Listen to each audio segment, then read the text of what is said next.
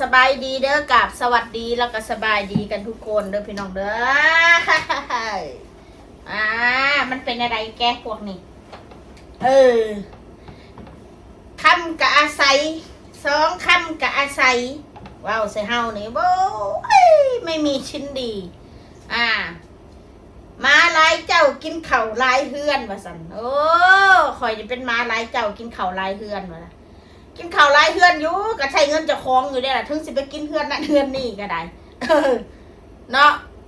บอกว่าดอกสิมีคนใจดีซื้อให้กินทุกคาบมันก็แม่นอยู่บ่นอแบบนะอาศัยพี่อาศัยน้องมันก็อาศัยได้มึงอยู่มึงเศร้าหะแหละสิอาศัยเงินในกระเป๋าคนมันก็บ่ได้นะเนาะพี่น้องเอ้ยพ่อแม่คือกันเด้เพื่อนซ่านลั่นแป้นก็อาศัยได้ไปเบิ้ลหาได้ไผก็ได้แม่นคอยอยู่ไทย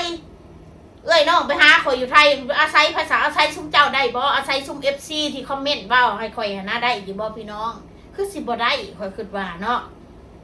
มันคือสิบ่ได้ดอกไปอาศัยอันถ้าเกิดแม่มอนบ่หรือนางอ้นบ่ไป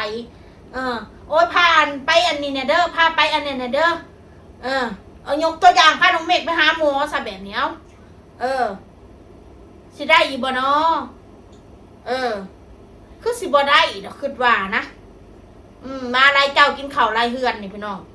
มันก็คือกันกับพวกอันคอมเมนต์นั่นแหละมาลายช่องอันคอมเมนต์ลายช่องนั่นแหละบ่แตกต่างหยังกันนั่นแหละย่ายพักพวกเฮมึงหันแล้วก็เฮมึงนี่ฮะนะพอมีช่องทางลงมึงได้ก็พักกันเฮลงช่องทางมึงนี่ลงก็เฮลง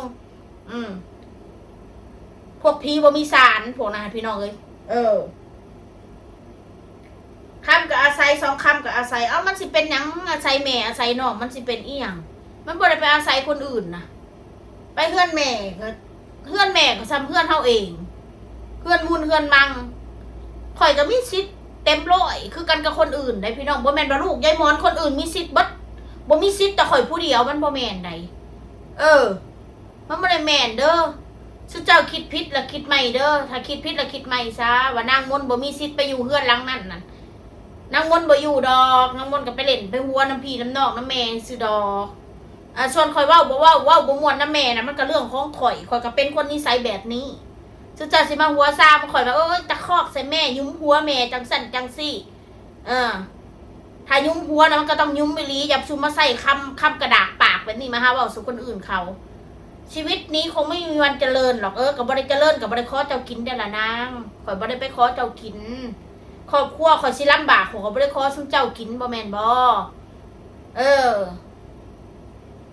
เป็นตาสงสารแม่นะมีลูกแบบอีคกมีลูกแบบอีกุยมีลูกมันผัวกับฉันที่จะบอกเมียผัวกูคนนอกสำหรับผัวกูนะคนนอกอยู่แล้วกับครอบครัวกูนะแล้วผมมีสิทธิ์เล่าอย่างอยู่แล้วเรื่องครอบครัวเรื่องพี่เรื่องน้องกูเรื่องแม่นพี่น้องบดีกับผัวกูแล้วก็บ่มีสิทธิ์แล้วก็หลอบอยู่แล้วก็เฉยอยู่หั่นแหละบ่มีสิทธิ์ตอบโต้ซั่นซะคนน่ะจะเฮ็ดหน้าใดสู้จะให้เฮ็ดหน้าใดของซำนี่ก็พากันนำมาเว้าเป็นตุเป็นตาล้อจอบล้อเหยียบคนเรียหลอนะสู้เนาะกูอยากเห็นชีวิตสู้เด้สู้น่ะได้อันเวลาสู้ย่างกายพ่อกายแม่สู้นั่งลงแล้วก็กราบก่อนบ่สู้จังสิเว้านำแม่สู้ปานนั้นผู้บ่มันคือสิมาผลึกพะโลแท้ลูกยายมอนบอกกับแม่แบบนี้กูคนบ่ได้มีตะกูบางคนเขาอาจจะบ่ได้เห็นสู้อาจจะบ่ได้เห็นในช่องกล้องก็ได้แล้วเขาก็ว่าแบบนี้กับแม่ทุกคนกูแต่เพียงแต่กูแสดงสันดานกูออกให้เห็นโลดกูบ่ได้ต้องไปปิดบังว่าซั่นซะนิสัยกูนะสู้สิเห็นนิสัยกูก็คืออ้ายกูเด้อกับเบิร์ดสองคนนี่แหละสู้สิเห็นในโซเชียลไลน์กูหมู่ว่าพุ่นสันดานเราบ่ม่วนนะแม่นะคนอื่นสู้อาจสิบ่เห็นดอกคนอื่นนะนะเพราะว่ากูมันเป็นคนเปิดเผยกูบ่เป็นคนอยากปิดบังนะกูบ่จำเป็นต้องไปเว้าม้อยในกล้องเว้าน้ำพ่อน้ำแม่กูเว้ากูขึ้นนั่นได้กูก็เว้านั่นกูบ่ได้ขาดได้ตีแม่กูก็พอแล้ว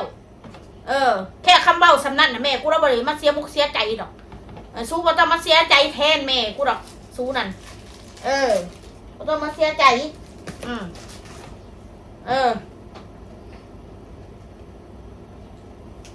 คงไม่เจริญหรอกชีวิตนี้กูไปขอมึงกินจะบ่ฮะ บ่เจริญนะกูไปขอมึงกินซะบ่กูไปพึ่งพาอาศัยบารมีมึงบ่อะอันเบ้าสมูขึ้นบ่บาปกรรมมันสิตามสนองหัวสู่เองนะอะไม่น่าเลยชีวิตมันถึงเล่ร่อนว่ะไม่มีที่อยู่อ่ะมึงขึ้นว่าการเล่ร่อนนะมึงขึ้นว่าเล่ร่อนนั่นบ่ได้เสียเงินบ่กูถามสุดไหนการเล่ร่อนนะเล่ร่อนเสียเงินเด้อเล่ร่อนนะเด้อบ่แม่นเล่ร่อนบ่เสียเงินเด้อบ่มีหม่องใดฟรีบ่มีหม่องใดที่ว่าอยู่แล้วฟรีค่าน้ำค่าไฟฟรีค่าเช่าฟรีบ่มีจ้ะกูอยู่ในเดือนหนึ่งกับ2,000 บาทนะจ้ะกูอยู่นี่นะมีบอกไว้ให้กูจ่ายเองอีกบ่มีผู้ใดอีกมาจ่ายให้กูค่าห้องค่าหอกูนี่กูจ่ายเองกูจกเองบ่มีผู้ใดมาจ่ายให้กูดอกสิบอกไว้ให้ซะกูก็อยู่ซ้ำเงินกูถ้ากูมีเงินหลายกูสิพาลูกกูไปอยู่รู้ๆกูได้กูก็บ่มีกูก็หาได้ซ้ำเงินกูหาได้กูใส่ซ้ำกูหาได้เงินคำกูนะกูหาได้เดือนละ10,000กูก็ใส่เดือนละ10,000แค่นั้นแหละเข้าใจนะอันซ้ำว่ากูไปกินข้าวเพื่อนแม่ว่าสู้อันน้าไรเจ้ากินข้าวไรเพื่อนว่าสันโอ้ยอีพีไรสารเอ้ยอีพีไรลุมเอ้ยแลนเขาซ่องนั่นแลนเขาซ่องนี่แลนตั้มกันอยู่ห่ะกัดกันคือหมาเนี่ยโตเหี้ยนี่จะโตเหี้ยซุ่มลุมกันนะบอกให้เด็กน้อยเนาะ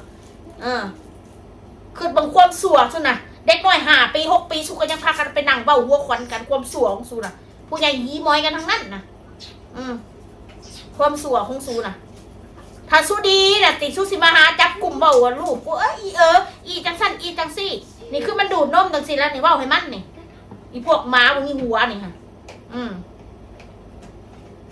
สงสารแม่หมอนมีลูกแบบนี้สงสารมึงเอาเพียงไห้แม่กูนั่นคือมีแต่คำเบ้าแต่คำสงสารสู้น่ะสู้คือบ่ซอยเรือแม่กูได้ซะคือบ่เฮ็ดกะลือหาดให้เราเนี่ยคือบ่เบิ่งให้เราหลายๆเนี่ยคลิปนั่น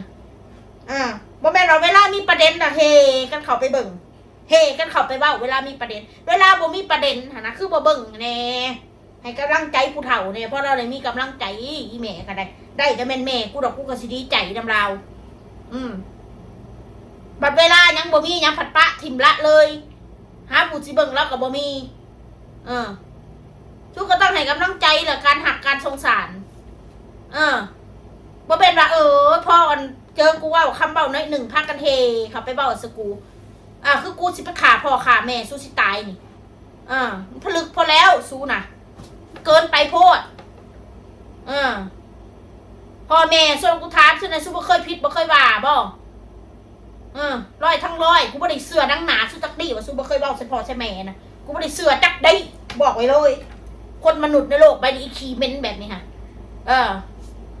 บ่ได้เสือจักดีศาสตร์สมัยนี่ฮะยุคนี้ยุคสมัยนี่ฮะเก่งกูพ่อกูแม่อีกคนนะคนที่ขักกูนี่ก็เยอะแยะอีก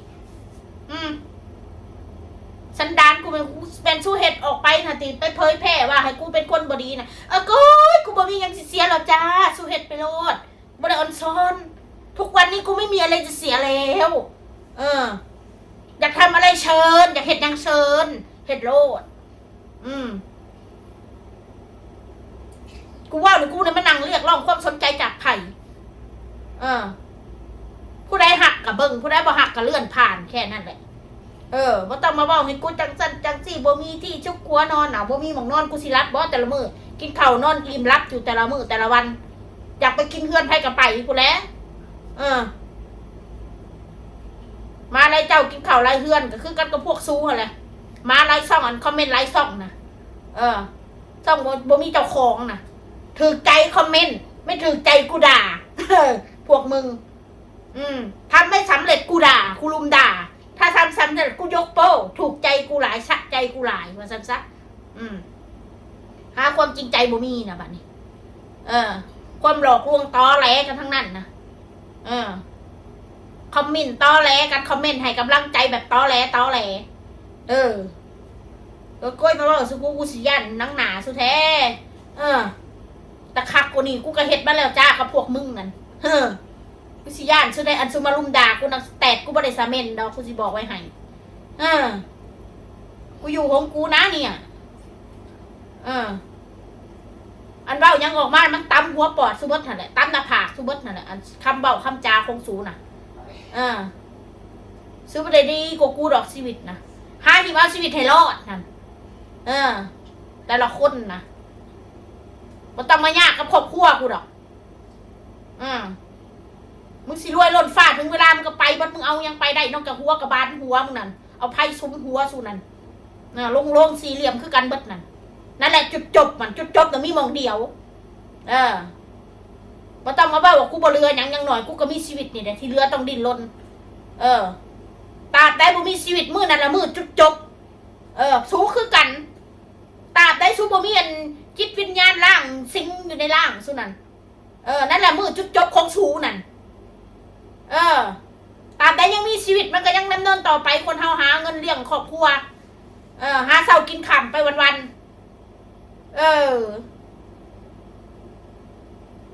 ้าวสมูนี่เอ้ยคือว่าโตนี่เป็นเทวดาชั้นฟ้าเรียนสูงคักด็อกเตอร์คักแต่ละคนรวยคักย่างนี่ใส่แบบผู้แลใส่ผ้าพรมผู้แลปูย่างเนาะสูเนาะไปหน้ามาล้างในนั่งเครื่องบินส่วนโตบ่จังสิว่าคักกระดอกกระเดียแท้มาคอมเมนต์สักกูนี่คนเฮาน่ะก่อนสิเว้าใส่เขาน่ะคือเขาเว้าให้โตก่อนจังมาออกความคิดเห็นจังมาเว้าใส่คนอื่นการบอกการจาน่ะบอกให้มันดีๆบ่แม่นสิเอิ้นอีจังซั่นบักจังซี่อีจังซี่บักจังซั่นบัดเวลากูเว้าคืนน่ะสู้อยากเครียดกูบอกหั่นสู้อยากเครียดสู้เครียดหาแม่สู้ยังถ้ากูเว้าใส่คืนนั่นบ่กูไปชื่อนามสกุลสิบ่สู้จังสิเครียดคักแท้เสือกเรื่องของหมู่แบบหมู่ด่าขึ้นแบบชิตายจับกุมจับก้อนกันคือม้าถึงกำห้อนนี่โตเหี้ยนี่เนาะพี่น้องเอาเศร้าละขั้นเบ้าเลยเด้อสำนี่แหละอันนี้แค่น้ำจิ้มจ้ะน้ำจิ้มพอได้สู้แซ่บ